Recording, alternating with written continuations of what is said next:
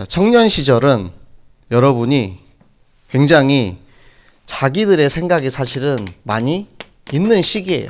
자, 여러분한테 한번 물어보고 싶어요. 나는 하나님 앞에 내가 서원한 것이 있다 하는 사람 있습니까? 하나님 앞에 나는 내가 서원한 것이 있습니다.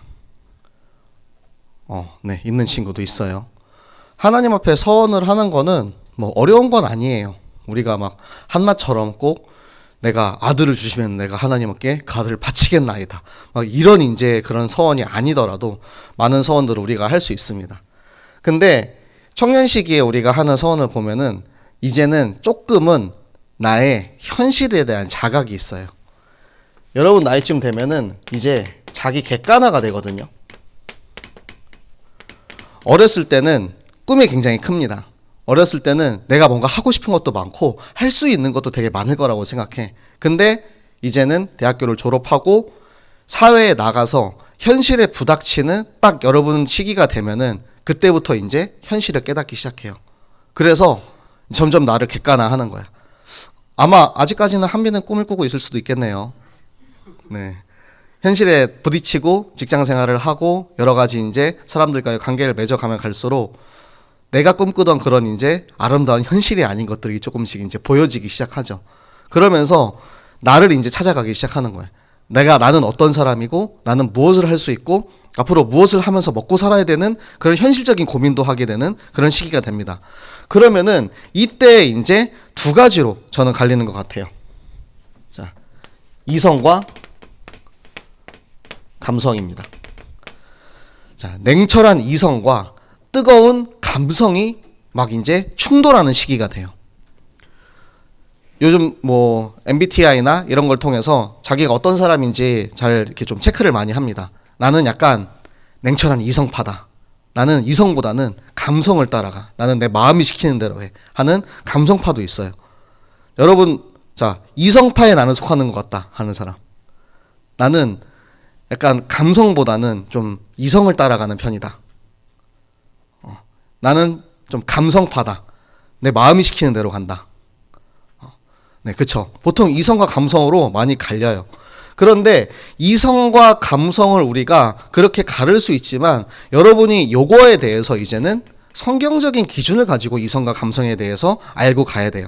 자, 이성의 기준은 무엇이냐? 잠언 1장 7절의 말씀에 보면 여호와를 경외하는 것이 지혜와 지식의 근본이라는 말씀이 나와요.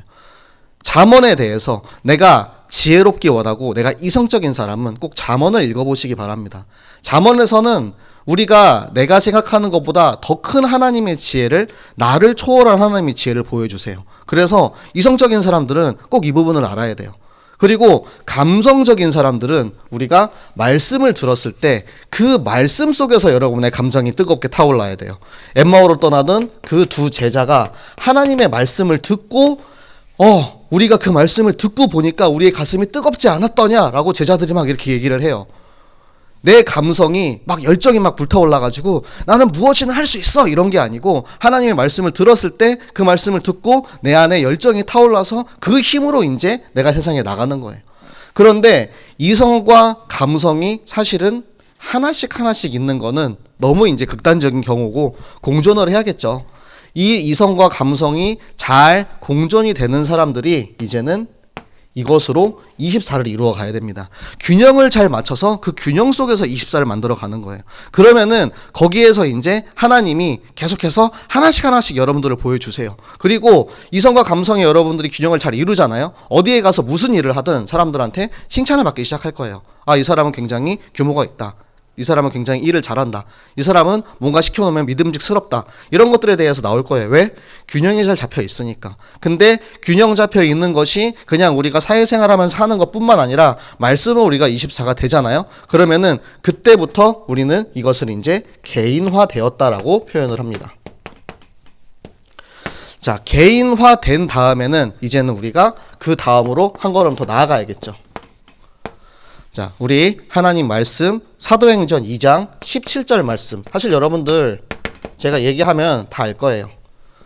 자녀들은 예언할 것이요, 청년들은 환상을 보고, 아비들은 꿈을 꾸리라.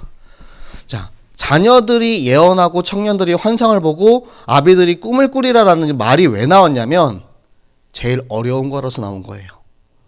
원래는 늙은이들이, 나이 많은 사람들이 자신의 경험을 가지고 앞으로 미래에 있을 일이 아마 이렇게 될 것 같다라고 예측을 많이 합니다.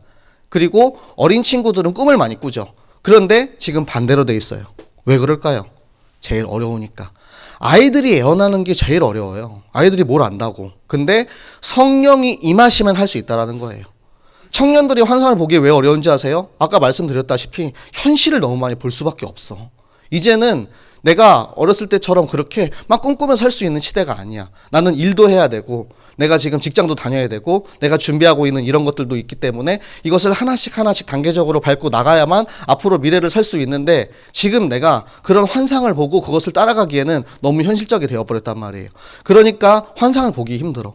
왜 늙은이들이 꿈을 꿉니까? 늙은이들은 이제 다 늙었기 때문에 보통 나이가 많으면 아유 이대로 뭐 그냥 나는 뭐 죽어야지 이대로 죽어야지 이런 말들 이제 입에 달고 사시잖아요.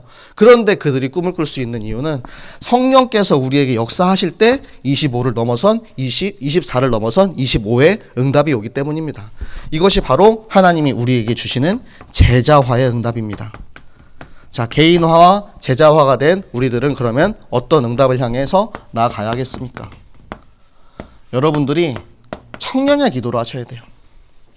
청년의 기도는 여러분 인디언 기후제에 대해서 이야기 들어보셨어요? 인디언들의 기후제는 절대 실패하지 않는다는 얘기가 있어요. 왜? 비가 올 때까지 기후제를 하거든. 절대 실패하지 않는 기후제예요. 청년의 기도는 그런 기도가 돼야 돼요. 응답이 올 때까지 기도하세요. 내가 원하는 응답이 아닐지라도 하나님은 응답을 하십니다. 나의 욕심과 나의 이제 내 개인의 노력으로 인해서 받으려고 하는 응답은 사실 한계가 있어요. 그런데 하나님께 맡기고 24, 25에 그 뒤를 이어서 계속해서 기도해 가면 하나님께서 그곳에서 이제 하나님이 나의 현장을 향한 메시지를 주시는 거예요. 그 현장이 나의 직장이기도 하고 나의 가정인 사람도 있고 또한 이제 공부를 하는 사람도 있고 여러 가지 이제 일들을 하고 있어요. 이것이 개인화, 제자화, 현장화를 이어 나갈 때 하나님께서는 우리 청년들이 앞으로 이제 인도받아야 하는 나의 삶의 종착점, 그것이 무엇이냐? 서원이에요. 그게 서원이에요. 이것의 결론 나잖아요. 그러면 하나님 앞에 서원할 수 있어요. 제가 여러분 나이 때 하나님 앞에 하나님 제가 선교사가 되겠습니다. 이렇지 않았어요. 저는 선교사입니다라고 서원했어요. 두 말의 차이를 아시겠어요? 선교사가 되겠습니다라고 기도하지 않았어요. 주님 제가 선교사입니다라고 기도했어요. 이미 그 응답에 대한 확신이 있었어요. 아무것도 모르던 시절에 그냥 대학교 이제 막 졸업하고 막 아무것도 모르던 시절에 하나님이 확신을 주셨어. 왜? 그 영혼들을 바라보는데 그 영혼들을 바라보는 이 애통하는 마음을 나에게 보여주시는 거야. 중국에 갔는데 죽어가는 영혼들을 보면서 아, 저 영혼에게 하나님이 나를 보내셨구나라는 확신이 있었어. 그곳이 나의 현장이라는 확신이 있었단 말이야. 그렇기 때문에 여러분들이 있는 지금 여러분의 직장과 여러분의 가정과 살고 있는 그곳에 여러분이 확신을 가지고 있어야 돼요. 그러면 그곳에 여러분이 진짜 하나님이 나에게 주신 참된 서원을 할 수 있습니다. 그것이 청년의 서원 기도입니다. 여러분 오늘 강단을 통해서 받은 말씀을 여러분들이 계속해서 묵상하시면서 하나님 나의 현장에 나를 어떻게 사용하시려 나를 보내셨습니까? 하나님의 절대 주권과 절대 계획을 따라가는 청년들 되시기를 예수 그리스도 이름으로 축복합니다.